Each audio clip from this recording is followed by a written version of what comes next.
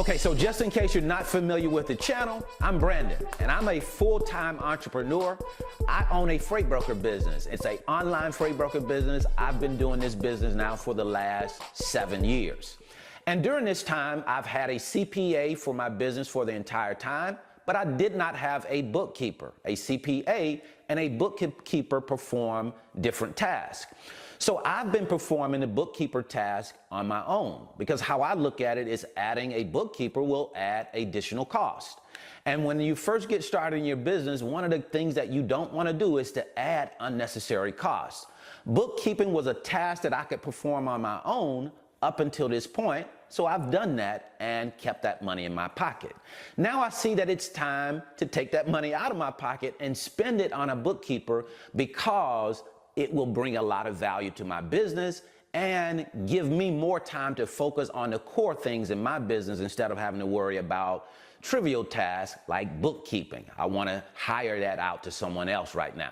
So I'm getting ready to do that. As a matter of fact, I've just done that. It cost me $500 to get bookkeeping started with QuickBooks. I have QuickBooks and now I have a live bookkeeper that will be taking care of those books. So they've started to do the cleanup. That was $500 and it's $200 a month thereafter. So that's a expensive service to me. That's why I've been doing it on my own. But today I'm gonna share with you 5 key indicators that will give you an idea that maybe it's time to take a look at hiring a bookkeeper for yourself. So let's jump over and take a look at what those indicators are. So now what is the purpose of having a bookkeeper? A bookkeeper is someone who's gonna come in and log your daily transactions. You may have 10 transactions a day or you may have 100 transactions. And if you have more transactions, then you're probably going to be paying more attention to your books and logging them more often. So a bookkeeper will come in and take care of that task for you. Not only that, they're going to do reconciliations every month to make sure that your books stay accurate. They are in charge of your books to make sure that your books keep reflecting an accurate picture of what's actually going on in your business. Because if you don't have an accurate reflection through your books of your finances, that can become a real problem. So Brandon, when should I go out and hire a bookkeeper? Well, I think you should hire a bookkeeper for your business when your business tells you it's time to hire a bookkeeper. Far too often we go out and we get services. We buy things for our business because simply we think we should do it or we think a business should have it. And we just go out and we get those things willy-nilly, randomly, based off of nothing.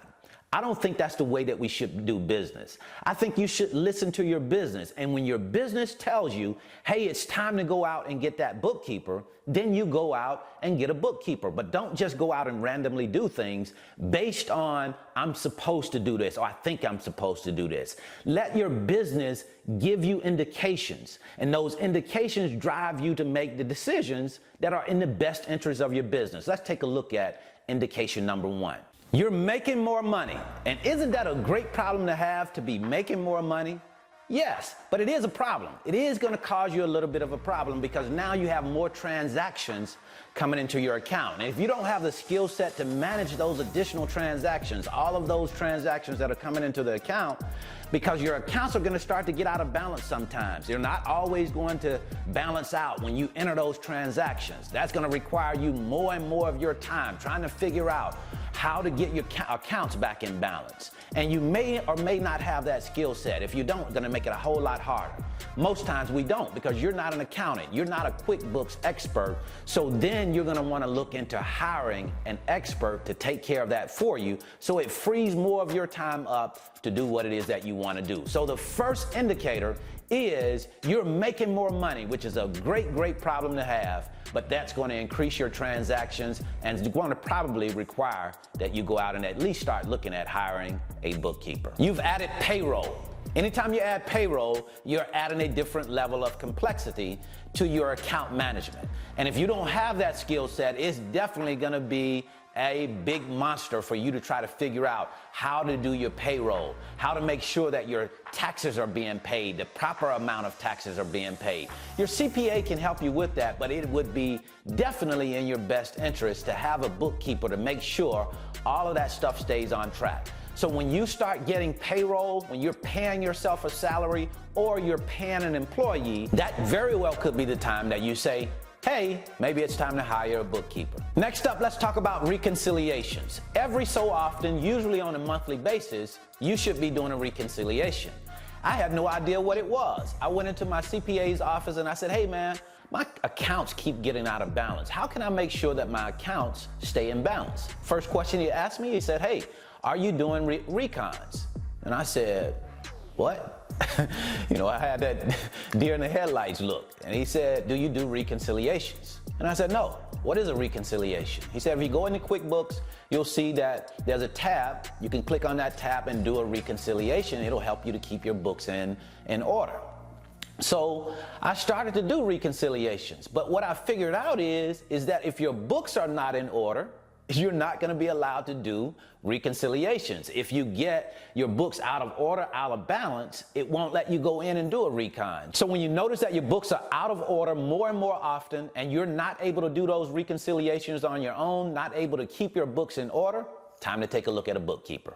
And another good indication that it's at least time for you to consider hiring a bookkeeper is if at the end of the year, tax time, and you have a stack of documents this high, and you're trucking those documents into your CPA's office, all of your checking account information, your savings accounts information, your credit card accounts information. You're doing that because you don't have good QuickBooks information. If you did, you would just be able to hand that information off to your QuickBooks and alleviate all of those problems. But because you don't have accurate books, you don't have a bookkeeper, you're not able to do that. So if you find yourself in that situation, you know what it's time to do. Last but not least, if you find yourself paying more money to get your taxes done, it could be because you don't have a bookkeeper and your books are not in order. You see, CPAs charge based on the amount of time that it takes for them to do your taxes. And if you don't have good books, it's gonna take them a long time to do those taxes. It's gonna cost you more money to get your taxes done. So that'll be another time that you might wanna consider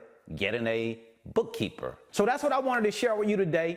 Certainly hope this information has been helpful. There will come a time in your business, if you stay in businesses long enough, if you're successful long enough, you will consider a bookkeeper at some point. Not only consider one, you'll get one.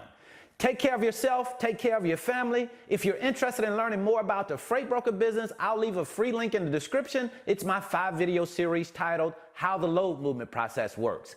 It's gonna show me in the office, moving loads, talking to shippers, talking to carriers. That way you can get a better understanding of how the business works before you come into it.